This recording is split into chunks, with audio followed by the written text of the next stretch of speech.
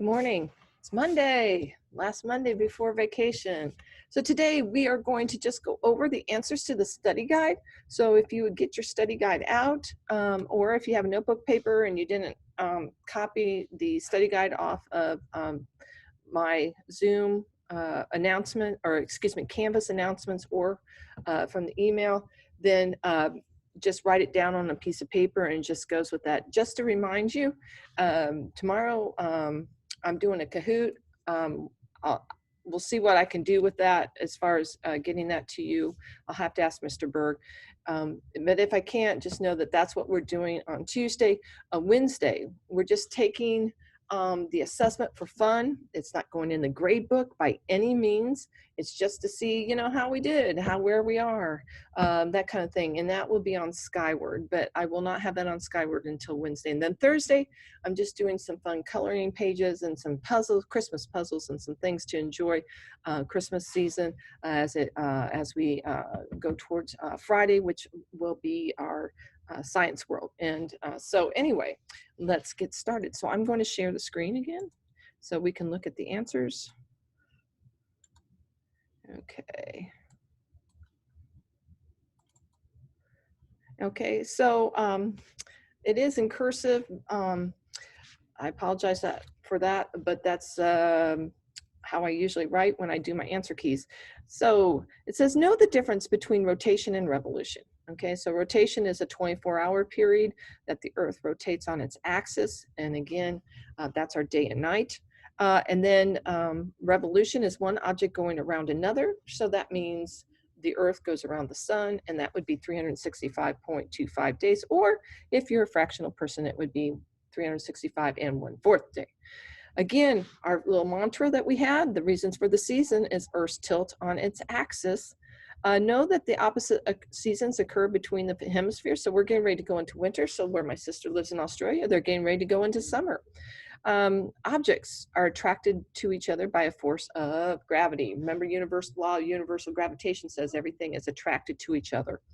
But distance is, again, affects that. So the farther you're away, the less gravity pull.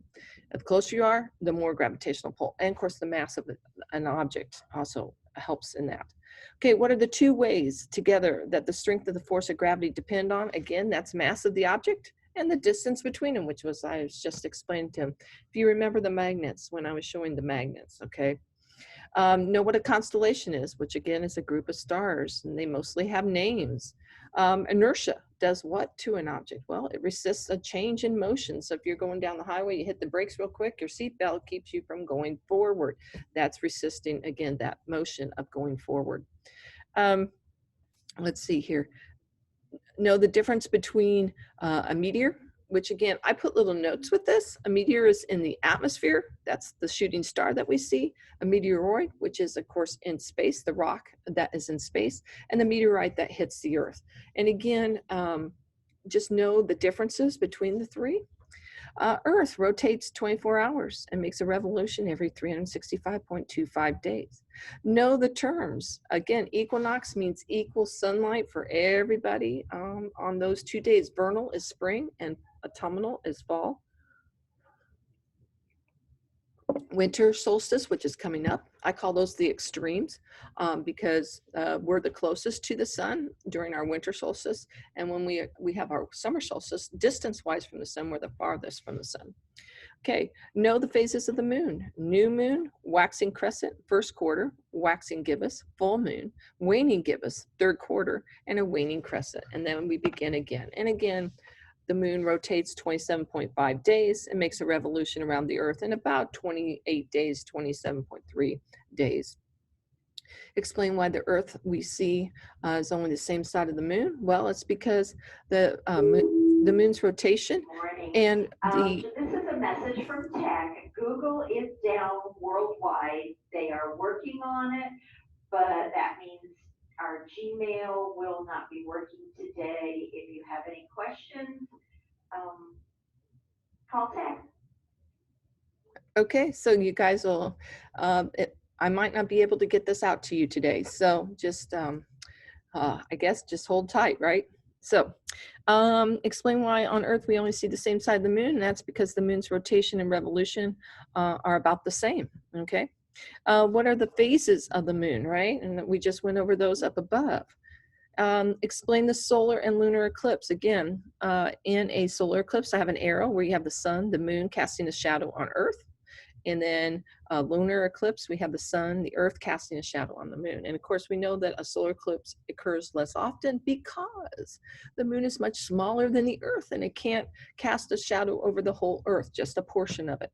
Whereas the earth is larger than the moon. And so we will see most definitely one of those. Okay, know what a number is, which is the dark shadow that is cast by another object. So the moon casts a shadow on the earth, and Earth can cast a shadow on the moon, and it's the darkest part. A spring tide is the strong tide, remember, and the neap tide is the weak tide. Maria on the moon is caused by lava flows that hardened, and again, Galileo thought it was water, so Maria in Latin is water. The moon is 1/4 the size of Earth. What is water most likely found on the moon? It's in the moon's soil, okay? Know the terms heliocentric, which again, helio, Latin, is sun, so sun-centered. Geo means earth, so earth-centered would be geocentric. One theory of the solar system's formation is a giant cloud of gas and dust. And of course, we talked about that, and that is just an answer. Know the layers of the sun, which are the core, the radiation zone, convection zone, photosphere, chromosphere, and corona. And again, we don't get to see the chromosphere and the corona unless we have a total solar eclipse. It has to be total, where the photosphere is blocked out. Know the features of the sun, solar prominences, which are loops. I tried to draw a little loop there. Solar flares, that's why I have a straight line. Sunspots, again, which are those dark, cooler areas on the sun. And solar winds, which are electromagnetic particles. And speaking of solar winds, we had a huge a mass ejection off of the sun this last week. The aurora borealis was actually seen as far down here as Indiana, but unfortunately it was cloudy. And of course we couldn't see it, but it was really very intense as solar flares, solar winds go. Okay, know what is common and different in the inner planets. The inner planets are rocky surfaces. They're closer to the sun. And so things like that. The outer planets are gaseous. They all have rings, right? They all have multiple moons. Where do meteoroids usually come from? Again, that would be the asteroid belt. And of course, our comets come from the Oort cloud, and our dwarf planets come out of the Kuiper belt. Okay, know that the law of universal gravitation states that every object in the universe attracts every other object. How many years do sunspots appear? Well, that's 11. Know the terms asteroid belt, Kuiper belt, which is Pluto's dwarf planet. Oh, and Sirius, which is the only dwarf planet and also considered an asteroid in the asteroid belt. And of course, comets, which come from the Oort cloud. Know the parts of a comet, which are the nucleus, and that's the coma, that's the fuzzy part. It has two tails, which is a dust tail and a gas tail or an ion tail. Again, this part, again, when we have our fun assessment day, okay, you're going to be able to use your study guide. So review what the leaf's cuticle does. So this goes way back to the beginning of the school year, but just a little bit of review. And again, what does it do? It preserves evaporation. In other words, it tries to save the moisture in the leaf. The energy that powers photosynthesis comes from the sun. What are the stages of a plant's life? Sporophyte and gametophyte, okay? Know the difference between phloem, which is vascular tissue, which moves food down because it flows down. Xylem, which is vascular tissue that moves water and minerals up. Why do plants and trees go dormant? And it's not because it's colder. I mean, that has a little bit to do with it. And it's darker. That has a little bit to do with it. But it's because it can't get liquid water. And then, of course, another answer, non-vascular plants are low growing because of their thin cell walls. So what's an example? Moss. Okay, hornwort. What was the other one? Hornwort and liverwort. So these are the answers. This is all we're going to do today. We're just going to go over this and discuss it. And then tomorrow, like I said, we're going to have the Kahoot. Hopefully Google's up and I can share this, and we'll just sort of go with that. Okay. So I hope you have a good Monday, and have again, we'll talk again tomorrow.